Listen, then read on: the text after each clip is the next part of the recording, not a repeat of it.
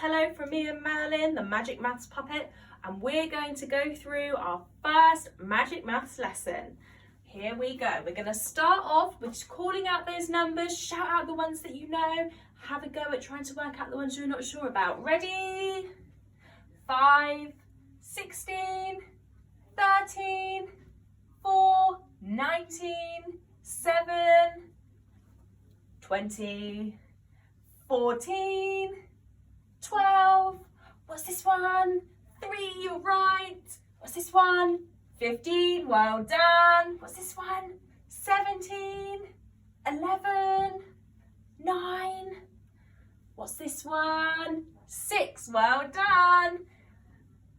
Merlin thinks it's 11, is he right? No, it's 10, Merlin. 3, and we're on to our first question. Now, Merlin is saying hello to all of you children at home who were learning along with us. And Merlin has put a very tricky question on the board, haven't you, Merlin? He wants to know which number on the board is the biggest. You can see we've got one group of 10 and one group of 6. And then that makes the number 16. Because you remember that our number 1 represents a 10 and not a 1. So we have 10 and 6, which is 16.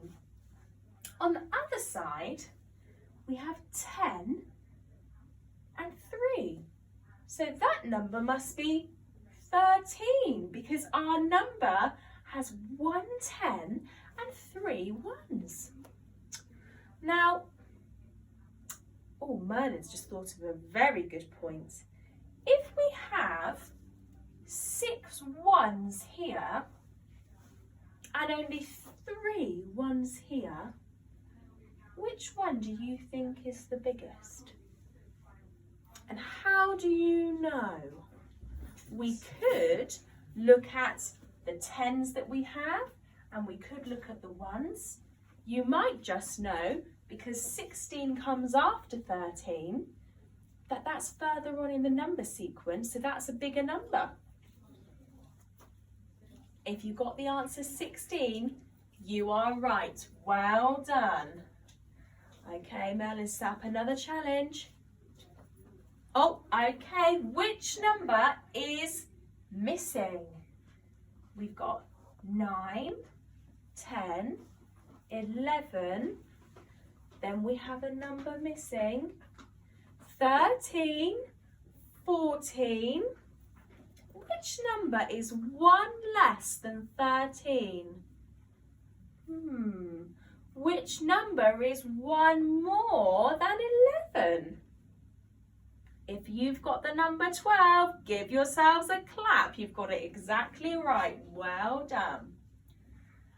Now, before we went on our long holiday, we were just starting to think about subtraction, weren't we? Okay, so we are going to, over the next few lessons, learn to subtract, okay? And when we subtract, we might use words like take away or minus, and they all mean the same thing. We also might see this little symbol, and this tells us that we are subtracting and that the answer to our number sentence will be smaller than it was at the start. Isn't that right? Okay.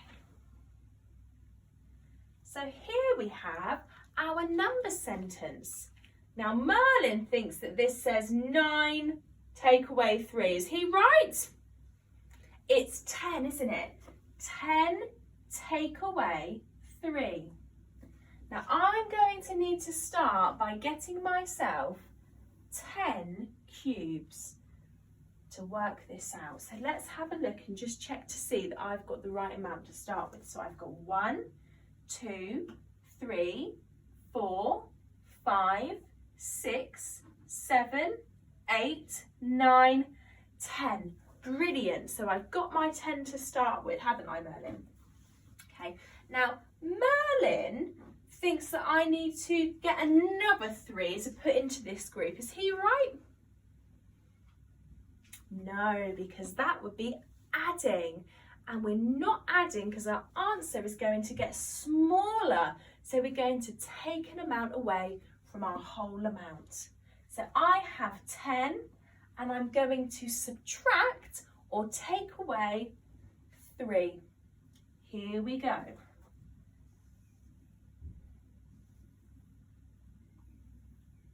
So I've got rid of these 3. Should we count to see how many I've got left? 1, 2, 3, 4, 5, 6, 7. So the answer to my number sentence is 7. 10 take away 3 equals 7. Now here we've got a different way that we could work it out. If that way looks a little bit tricky, which Merlin, you find that way a bit tricky, don't you? You could use one of our 10 frames and you could cross off the amount you need to take away. So I've got my 10 frame here and I know that this is 10, so I'm not going to count it. So I have 10 take away 5. Merlin, how many do you think I need to cross off? 5. Is he right? Yes. So we're going to cross off 5 and see how many we're left with. We're going to take away 5. 1, 2, 3, 4, 5. How many am I left with? Can you count for me?